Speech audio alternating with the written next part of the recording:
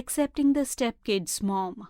If you talk to various people around, especially stepmoms, one thing that you will find common is that each of their families is blended with some crazy stories, abnormal desires, terrible examples, and blame-served bargains are a portion of the issues we have to explore with regard to make space for the exes.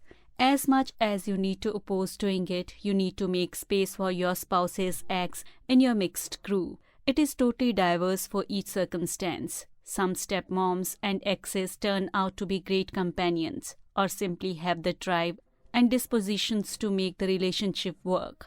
Others cannot and won't be in the same room together. The greater part of us has a relationship that falls someplace in the middle. Here are a couple of essential rules to remember as you fashion an association with your spouse's ex. Acknowledge the relationship where it's at. However, or at whatever point your association with your spouse initially began, you need to remake a difficult association with his ex from where you are currently. Advance with the suspicion that everybody is seeking after the best from one another and for the children.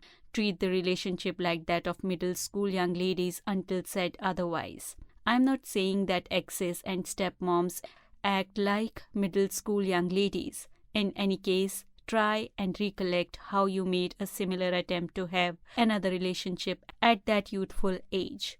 There were jealousies, a sure measure of oddness, and other individuals keeping a close eye on you and passing judgment on you.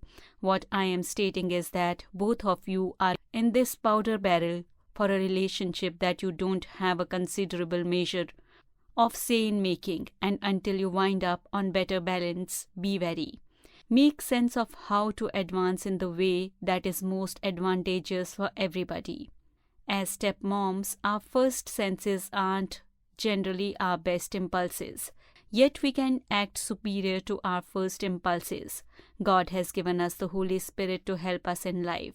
We can hold up, beg, look for insightful advice, and try and be better to anything we feel such a large amount of the time. Try and pray to God for her routinely. Your husband's ex is a standout amongst the most essential individuals in your stepkid's life. Furthermore, your stepkids are two of the most imperative individuals in your spouse's life. You should try and pray to God for her and the relationship she has with her children, and also with you and your spouse. The reward? It's difficult to search for the bad things in someone you regularly pray for. Comprehend that God has given you all that you have to react in beauty-filled manner.